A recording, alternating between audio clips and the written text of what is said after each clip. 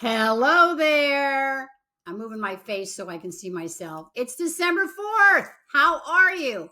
It is my brother's birthday. Happy birthday, Scott. I apologize if you did not get a card from me. In fact, not if you did not get a card from me this year because I've been really busy.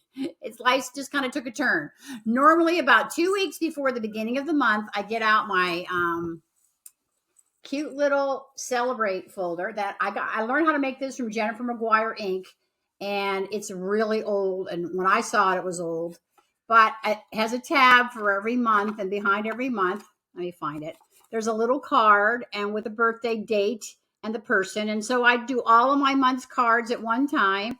And I write the date in the back of the envelope. So I put them in my office and I mail them. And this year it did not happen. But it was such a fun, crafty thing to make. And I gave it for gifts for Christmas one year to all my crafty friends. This is a recipe box. Anyway, December 4th. I hope you're doing great. So this is take 2 of my video. I don't know what happened to take 1. And so say la vie. And if there's any techie people out there, I record my videos in Loom. And Loom will not let me download or record in anything higher than 720p. And so it looks great on a camera. Looks great on a phone. Terrible on a computer. And I don't know how to fix it. So if anybody has any suggestions, I would be whether I can record on my phone, but I got to figure out a mount. And then who should I record through so that I can get a clear picture? But that's neither here nor there. So because this is take 2, I already opened up my Tiger Lily 12 Days of Stitchmas. And what I got is a floss winder. Now her favorite color is pink. A floss winder, and this is when you get skeins of floss. Some people call it skein. How do you say it? Anyhow, you wind it on here to get the right length so you can put it somewhere so you're not constantly pulling it out of the skein and getting it all tangled up. So this is very exciting. And then yesterday I showed you the chart that she gave us for the drum, and I thought maybe she was giving us fabric, but I saw on her floss tube she's not, because everybody uses a different fabric, a different count of fabric. So she's going to let us buy our own, which is really, really nice. And then I was thinking about, well, what do I want to talk to you all about today? And I actually have 3 or 4 things, but I'm going to limit it to 2. I stripped my Christmas tree bare this morning, and I wanted to show you the cross stitch ornaments I made last year. I haven't been re-cross stitching for maybe a little longer than a year now. And I just love making ornaments because they're so quick to stitch. And then I watched a million YouTube videos on how to finish them, and that's not so quick, but it's cheap. So there you go. So this was actually a kit, and I got the white board. I painted it white, sanded it smooth. It came with this paper, this really cute paper that I put on there, the rick rack, and I stitched it. And then it came with the ribbon, and I think I added the bells. And then I think there's 3 in this series, but I only did 2. And I think this is hands-on design. And she showed us how to make our own cording and how to back it and how to, pick the fabric. And when I hang them on the tree, I hang them in a group. That way they're together. This was definitely a kit. I believe the boards are from Chantel 141. Painted them red. And then there's 3. Let's see. Can I show you all 3? Back up a little bit. All 3. They're all little reindeers, and I just love stitching them. They were fun. This one was really fun. I made fat cording on this one. Backed it up. You buy these backer boards. And then this one I was stitched, and you can see here that it's not quite straight at the bottom, and that's one reason why I don't really like finishing my own, but c'est la vie. And then I have my little Jane Shine label on the back. And I don't know what I got here, but I had this really cute present button, so I sewed it on there so you didn't see what I did. And then I found on my tree while I was digging 1985. So I was 32 years old. I lived in Yardley, Pennsylvania. I lived in an old Victorian house, so I was really into lace and velvet and trims and things like that. And I stitched this little Santa. And I had a company called Busy Hands. That was my tag. Much nicer handwriting. You can't even read my handwriting now.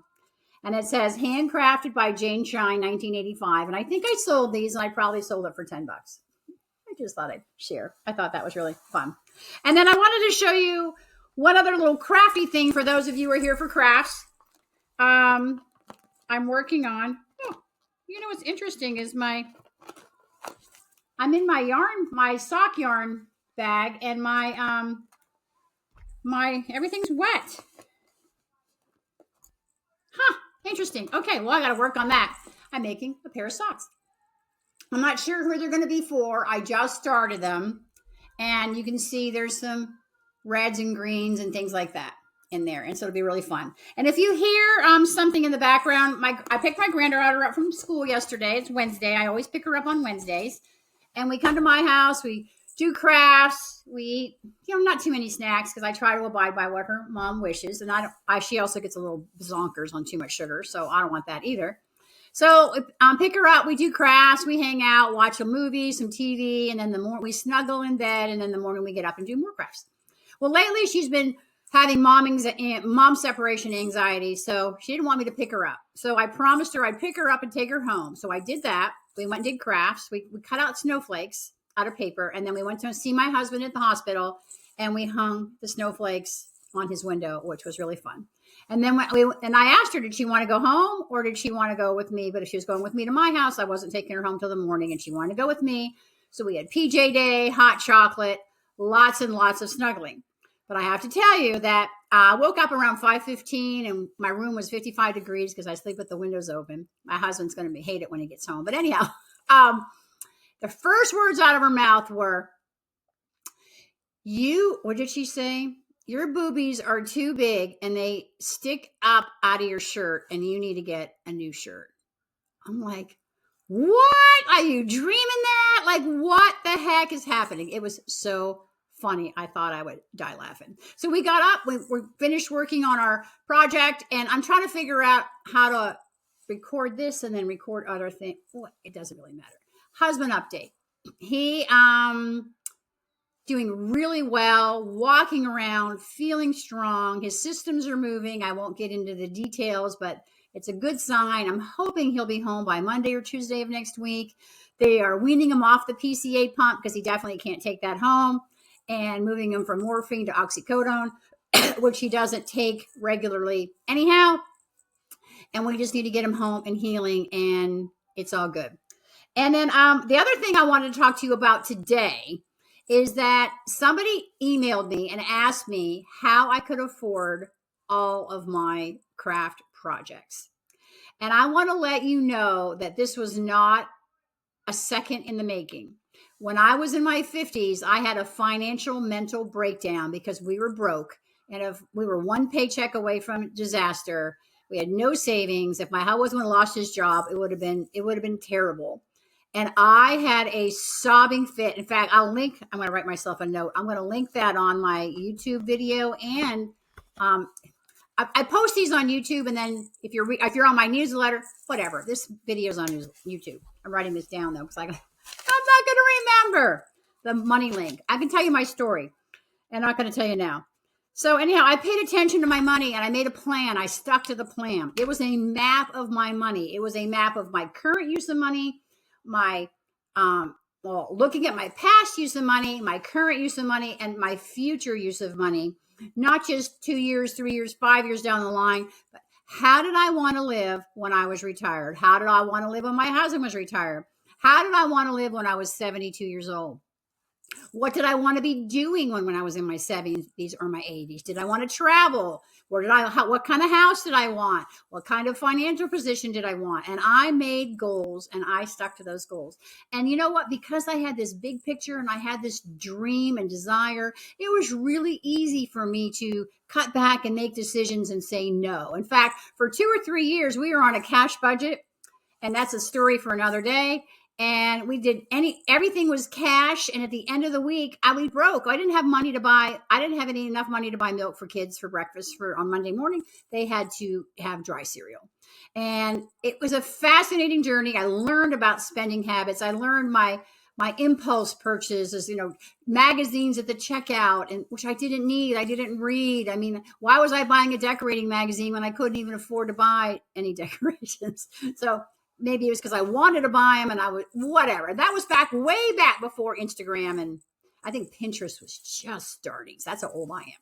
So anyhow, I want to let you know that putting a plan in place for money is easy. And I have some really interesting and great, I shouldn't say interesting. Well, they are interesting, but great um, resources for you that I'm going to link for you to start with your money. And when you're ready to get serious about it, you let me know, because I have an amazing Mac Daddy course that can take you to from beginning to end, and it will help you for years and years and years to come with so many resources that it's all the things that I learned while I was paying attention to my money put together in one big place so that you don't have to do all the digging and all the research. Because I guarantee you, where there's a will, there's a way, and I'm going to help you find the way. So that's what I got to say now. Find the links, do whatever it is you need to do. If you haven't grabbed my Joyful Living Quick Start Guide, please do that, because I encourage women to choose joy every single day. Yes, there are times when life just kind of beats you down and you're like, oh my gosh, I can't deal. You're crying in the car, you're cranky, you're this, you're that. But it's take a deep breath and rise above the circumstances, because we really don't want our circumstances to determine who we really are. When I go to the hospital, I got my little thing on. I have a new pin now. I have a angel pin. My granddaughter goes, she's not an angel. She doesn't have any eyes. Well, there we go. And I got my Jingle Bell bracelets on today. I figured I'd give them a break from the earrings. I am walking in with a little bit of Christmas joy, because why not celebrate the season? Because Jesus is the reason for the season. Have an amazing December 4th. I can't wait to talk to you tomorrow and tell you about the tree lighting we're going to go to tonight.